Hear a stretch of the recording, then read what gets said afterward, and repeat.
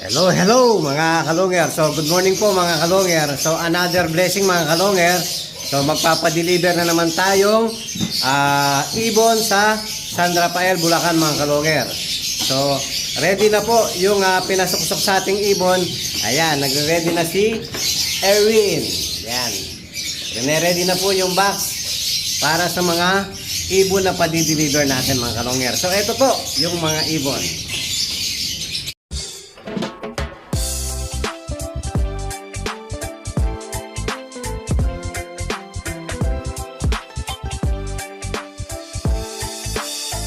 Ibang klase yung galing kapag sinabing si long hair. Sa kalapati niya ay bibilid ka.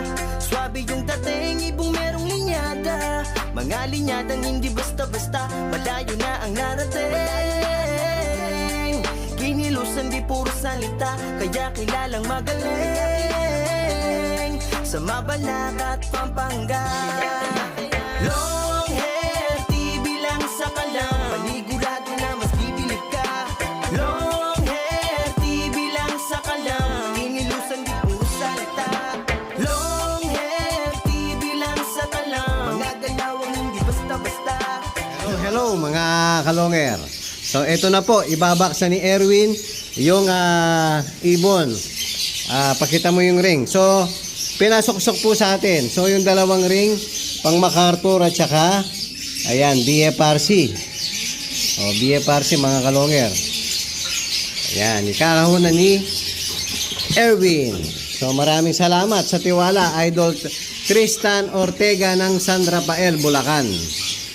Yan, nagpasuksok po ng dalawang ibon. Magkapatid dyan, full sibling ng nag-contender natin sa Alegre OLR mga kalongger. So ang magulang po si Javier Clacker at saka si Patu 1K. Yan mga kalongger.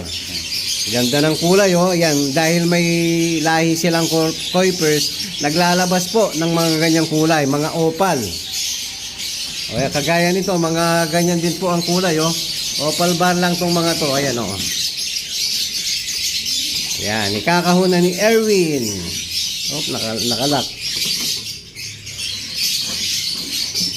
Yun, maraming salamat. Ingat-ingat sa biyahe. So muli po, maraming salamat kay Idol Tristan Ortega ng San Rafael, Bulacan. Maraming salamat po sa tiwala. Hello mga kalongger. Ayan po, kaalis lang ng rider natin. Ayan, nagpalipad tayo. Pakataas ng mga ibon natin. O, yung iba bumaba na oh. Ito yung tinitraining natin mag-isa. Yan, unang bumaba. Pinatos ko ng ano yan, tarlac mga kalongger. Nadali sa ano, kable. Ubus yung ano, balahibo sa dibdib. Buti ngayon bumabara ako na oh. Napilay pa yan mga kalongger. Asan yung mga ibon natin? Tumuldok. So iilan lang po yung bumaba, yung mga mahihilang nila lang. O yun pa yung tatlo. Pababa na rin. Yung iba nawala.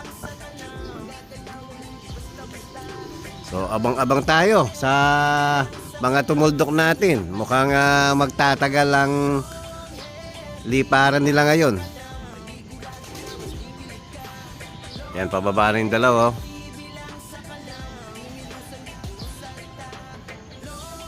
Sobrang init mga kalongger. So, hello mga kalongger. Yan po, napapasok na natin yung mga warriors natin. Yung dalawang matigas ang ulo, ayan, nandun na naman sa loob ng kisame mga kalongger. So hindi sila kakain ngayon, bahala sila.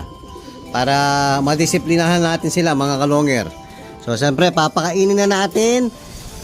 Yan, walang ibang papakain kundi ang Kalapatids Flyer Mix mga kalongger. Ayan o, napakakinis, napakalinis at napakaganda ng buto. Kumpleto po. So eto na. Kain na. Tapos yung mga bagong akyat natin, so binigyan ko na ng pagkain mga kalongger. So ano, may pellets pa rin mga kalongger. Pag ganyang edad hanggang 4 na buwan, so binibigyan ko pa rin ng kung ano yung kinakain nila ng mga breeder natin at saka maka-stock natin Yan po, may pellets pa rin mga kalonger. Ayan, yung iba nasa labas. Nagpa-practice na po mga kalonger. So mamayang hapon, palili pa rin natin uli yung mga warriors natin para tuloy-tuloy na po yung paglipad ng mga ibon natin para lumakas na po yung mga ibon natin. So mamaya, palipad tayo uli mga kalonger.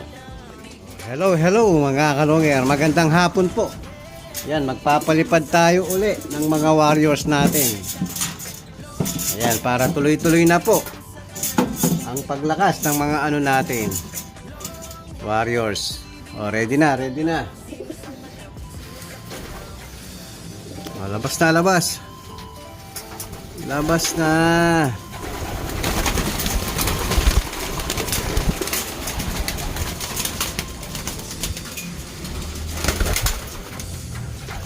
O, labas.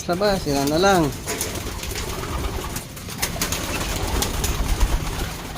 O, isa na lang. Yun.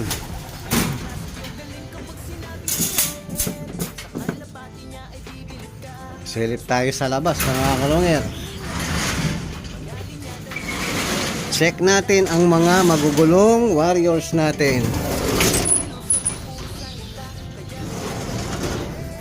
Ayan oh. Nahati pa rin sa dalawang grupo.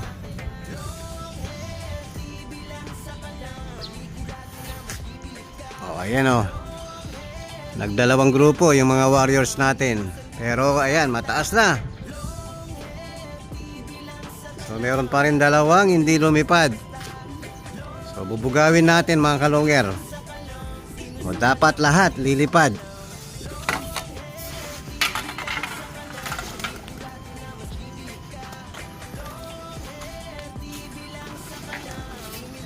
Yun.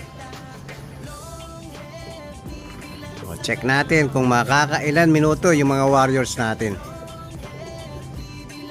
Hello mga kalonger. So itutuloy natin yung video natin kanina. So ngayon mga kalonger, magi-inject tayo ng third batch natin sa mga pang-south natin. So ang gagamitin natin, ayan, PMB shots mga kalonger. So 0.3 po ang i-inject natin sa mga warriors natin. Ayan, naka-ready na po yung tatlong karayong mga kalonger. So kukunin natin yung mga ibon mga kalonger. O yan mga kalonger, mag-i-inject na po tayo. So linagyan natin ng stopper yung karayom natin.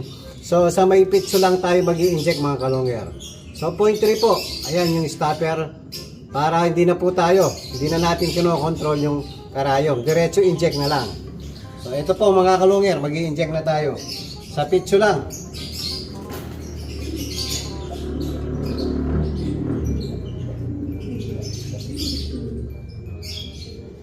Yun, diretso tusok lang mga kalonger dahil nga may stopper yung karayom natin. So ganun lang kadali mga kalonger. So i-inject muna natin lahat yung mga mga inakay nating pang SDR mga kalonger. So maraming salamat mga kalonger. Hello mga kalonger, rin po natapos na natin ma-inject lahat ng mga ano natin pang third batch ng SDR mga kalonger. Halos dito mga kalonger, ayan, TFA, PRC. So yung iba single lang na PRC, ayan mga kalonger. So may naka-double na TFA at saka PRC. So bukas na po ng umaga natin iakyat yung mga ibon natin. Yan, para ma-relax muna dito dahil kaka-inject lang ng mga ibon natin. Yan po mga kalonger, yan po yung update natin sa mga warriors natin. Maraming salamat po mga kalonger.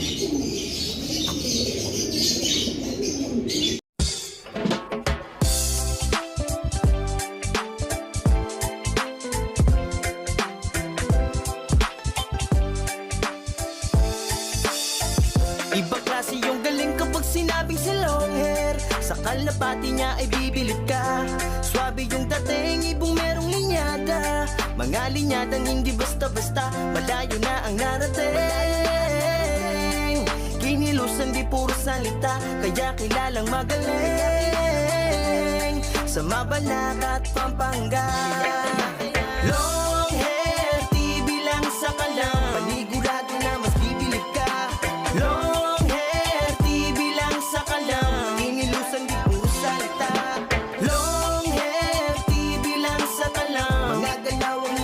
ka basta